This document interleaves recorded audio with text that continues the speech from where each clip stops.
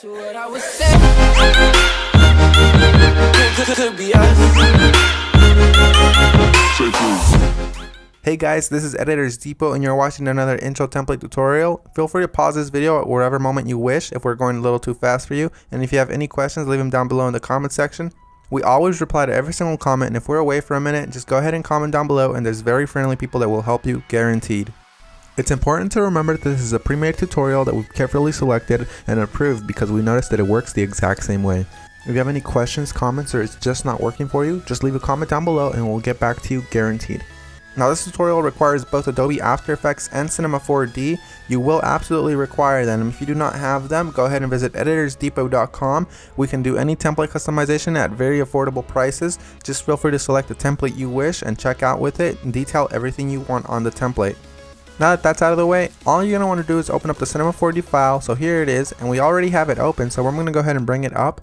And as you can tell, everything is ready to go. All you have to do is replace the text, render, and you're done. Except one little thing, there's sometimes problems that come up with the templates, and I'm going to go ahead and cover them here. Sometimes the audio will be included, and you don't have to worry a bit about that. As you can tell on this template, the audio is included.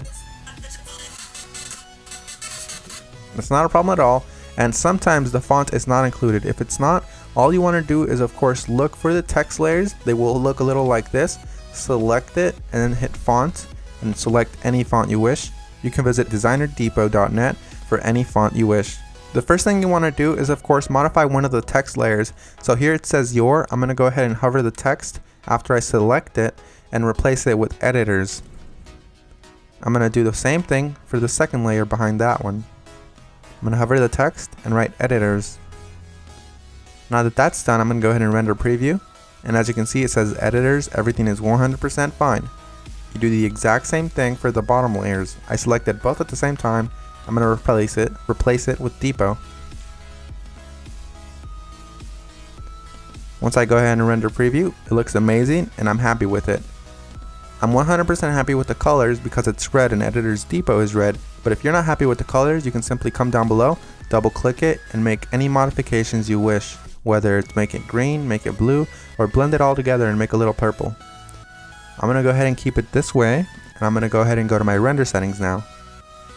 Once you're in the render settings, you're going to want to make sure that your width and height is set to 1920 x 1080 if you have a very good computer or decent computer and you have time. If you have a slow computer and you probably don't have that much time, you make sure you set it 1280 by 720. You want to make sure you tick all frames, and then you go to save. You make sure it's as a PNG sequence for a faster render that does not reduce quality at all. And you want to make sure you select file here. Make sure you make a folder for this one render sequence that's alone and empty. Mine is template render, and I'm going to name my every single sequence render. You close that and you begin the render. While it finishes rendering, I'm going to go ahead and open up my Adobe After Effects file and go ahead and get started with that for you guys. As you can see, that says that there's two files missing, so I'm going to go ahead and find them for my computer. So I'm going to wait for it to load, and as you can see, it says here that the audio is missing. I'm going to go ahead and double click the file, and I'm going to find it for the computer. It should be included in the template, and if it's not included, we're sorry and we're going to do our best to try to help you, but if it's not, you can go ahead and include any audio you want. As you can see here, it's not included, so I'm going to go ahead and just drag in one of my copyright-free files that I have in my library. You can use the one that we're using for this tutorial. Another really quick tip you can actually follow is just close this, right-click the file, and go to rename. You can actually copy the entire name if it still has the original name of the song. Then you go back to YouTube, you paste that there, and you download the file from there. You want to make sure it's copyright free and you're not breaking any laws though.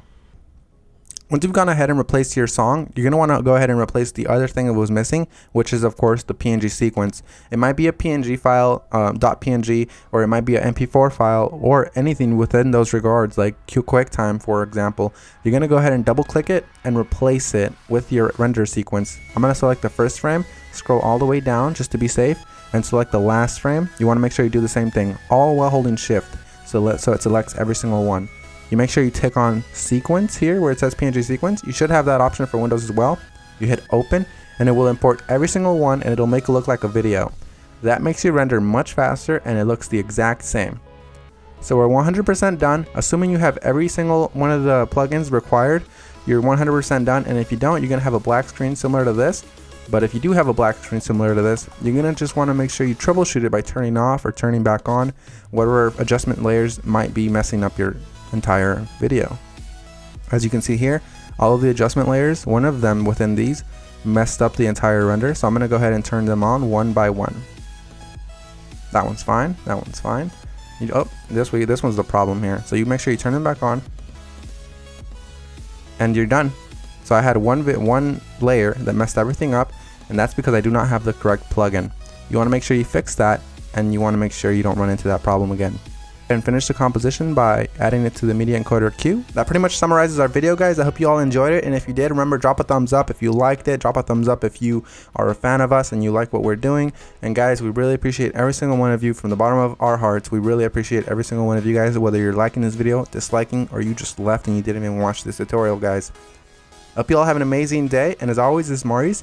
Visit EditorsDepot.com for any customization of templates, and have an amazing day. Take care, guys.